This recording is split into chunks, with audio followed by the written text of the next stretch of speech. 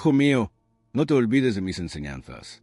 Más bien, guarda en tu corazón mis mandamientos, porque prolongarán tu vida muchos años, y te traerán paz. Proverbios 3, 1-2. La historia que se nos ha contado, aquella tejida en los tapices de la fe establecida, es una melodía familiar y reconfortante.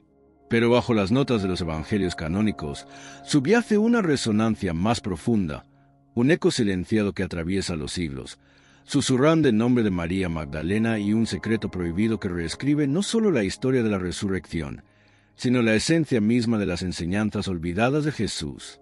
No la busques solo en la penumbra de la pecadora arrepentida.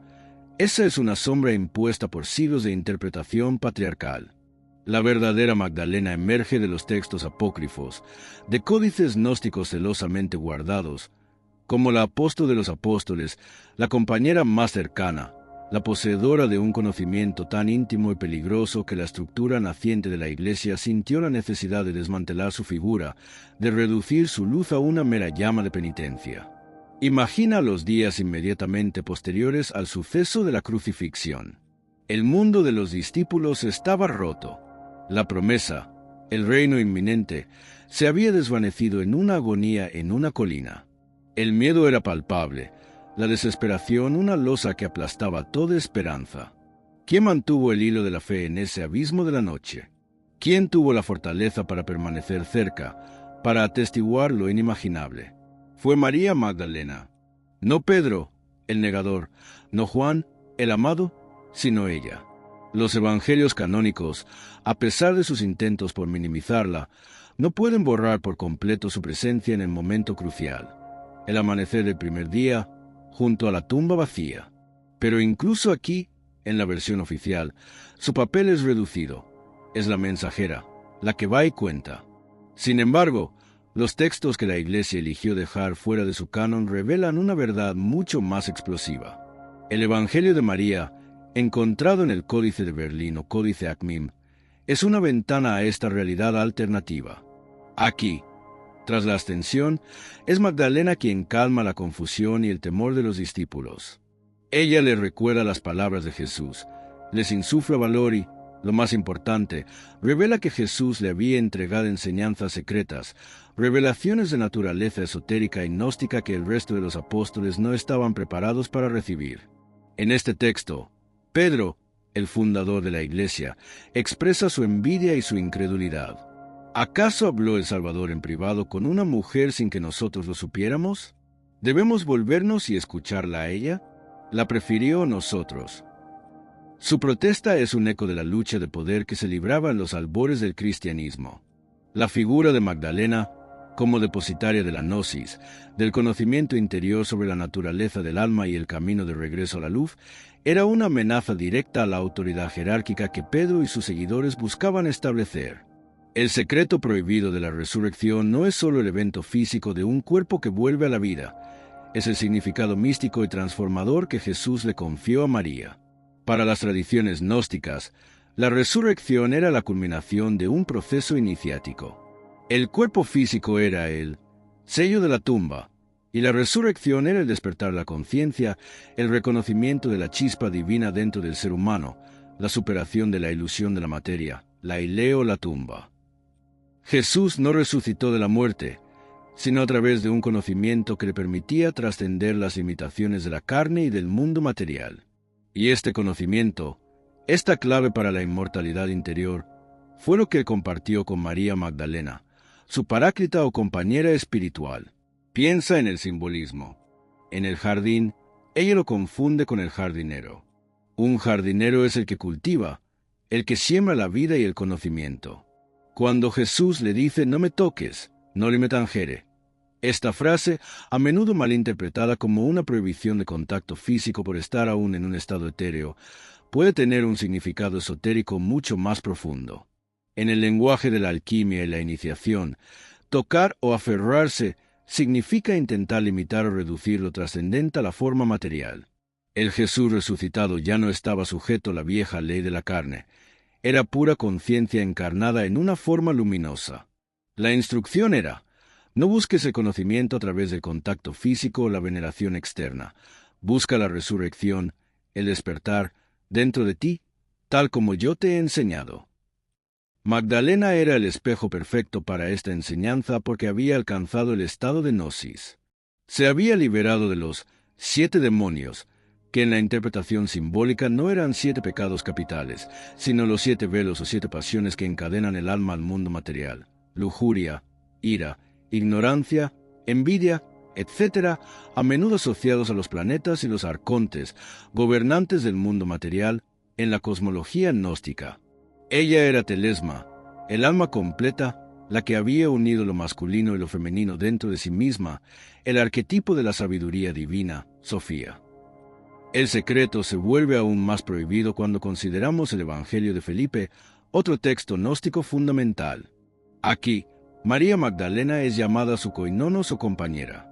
El texto es explícito al afirmar que Jesús la amaba más que a todos los demás discípulos y la besaba a menudo en la boca. Este beso no debe interpretarse a través de la lente de la moralidad moderna. En el contexto antiguo y místico, el beso en la boca era un ósculo sagrado, la transferencia del pneuma, el aliento o el Espíritu Santo que contiene la gnosis. Es el traspaso de la enseñanza más profunda, la iluminación. Ella era la receptora directa de la verdad esotérica que el resto aún no podía comprender. La resurrección, entonces, ese matrimonio alquímico, la unión de Jesús, el Logos, la palabra, la razón divina, con María, la Sofía, la sabiduría intuitiva. Es la enseñanza de que la salvación no viene por la fe ciega en un evento externo, sino por la experiencia directa del divino en el interior, un despertar que transforma la carne en luz. Los poderes de la naciente Iglesia, al construir su autoridad sobre la sucesión apostólica de Pedro y la necesidad de mediación entre Dios y el hombre, no podían permitir que una mujer fuera la portadora de la enseñanza más alta.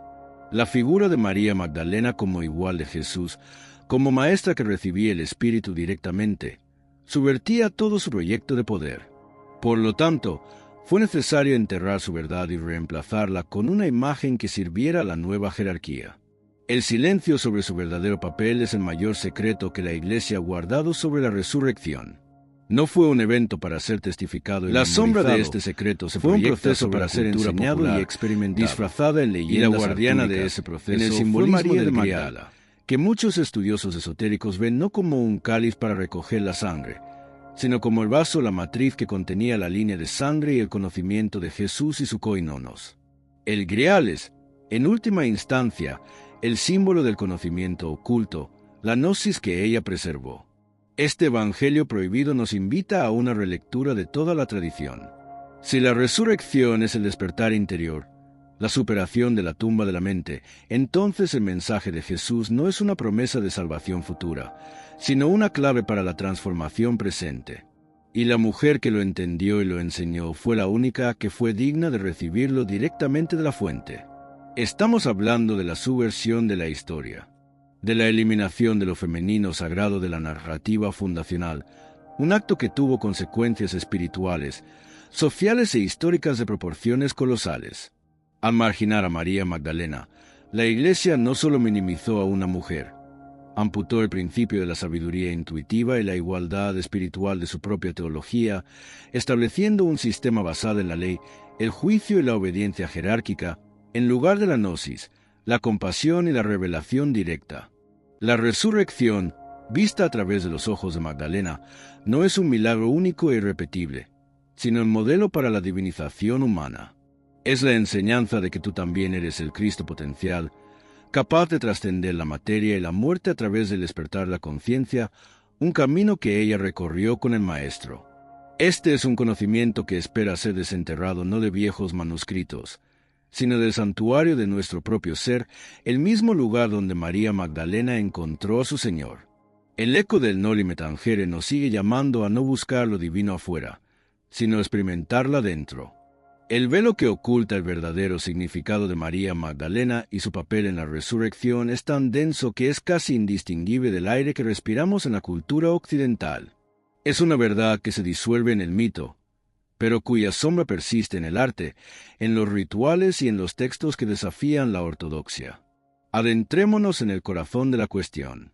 La resurrección, como evento central del cristianismo, está imbuida de un simbolismo solar y cíclico mucho más antiguo que el relato evangélico.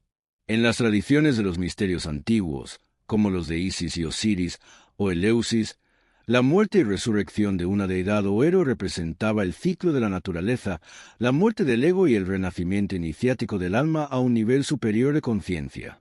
Jesús, en este contexto, no es solo un predicador, es un hierofante, un gran iniciado que atraviesa la experiencia de la muerte, la limitación de la forma, para demostrar la inmortalidad inherente del espíritu. El secreto que María Magdalena guardó no fue un secreto de cama, sino un secreto cósmico sobre la física de la conciencia. Jesús le reveló el cómo de la resurrección, no como magia, sino como la transmutación final de la materia en luz, el logro del estado de cuerpo de gloria o cuerpo de luz, que la tradición gnóstica llama soma psichikon o soma pneumatikon. Imagina la escena en la tumba. Los discípulos ven la tumba vacía y se centran en el vacío, la ausencia. María Magdalena, sin embargo, ve a Jesús. Esto indica una diferencia fundamental en la percepción. Su nivel de conciencia, elevado por las enseñanzas esotéricas recibidas, le permitía percibir una realidad que a los otros les estaba velada. Los apóstoles veían con los ojos de la carne, ella con los ojos de la nous, la mente intuitiva o espiritual. La resurrección es, por lo tanto, el paradigma del despertar espiritual. Jesús le enseñó a María el camino para disolver los velos del ego y los lazos de la materia, los 7 demonios, permitiéndole así reconocerlo en su forma glorificada. Los textos apócrifos no solo elevan a Magdalena, también revelan el conflicto teológico que su existencia desató. En el Evangelio de Tomás, Jesús afirma, «Porque toda mujer que se haga varón entrará en el reino de los cielos». Esta frase, que suena misógina para el oído moderno, es profundamente alquímica y esotérica. En el lenguaje simbólico, mujer representa la conciencia receptiva y lunar, la anima, la emoción, la materia, el estado no iluminado, y varón representa la conciencia activa y solar, el animus, la razón divina, el espíritu, el estado iluminado. Hacerse varón significa integrar y trascender la naturaleza puramente pasiva y material, realizando la unión de los opuestos, el hieros gamos o matrimonio sagrado, dentro del alma. María Magdalena ya había alcanzado este estado. Era la mujer hecha varón en el sentido gnóstico, la conciencia que había trascendido la dualidad y había alcanzado la gnosis, la unidad. Por eso Jesús la amaba más y por eso ella fue la única que entró en el reino al reconocerlo resucitado. El secreto prohibido es la feminidad divinizada. La Iglesia, al negar el sacerdocio y la autoridad a las mujeres, se basó en la denigración de la Magdalena y la elevación de Pedro como única autoridad. Al hacerlo, perdieron el principio de Sofía, sabiduría, del corazón del cristianismo. La Sofía era esencial para el cristianismo gnóstico.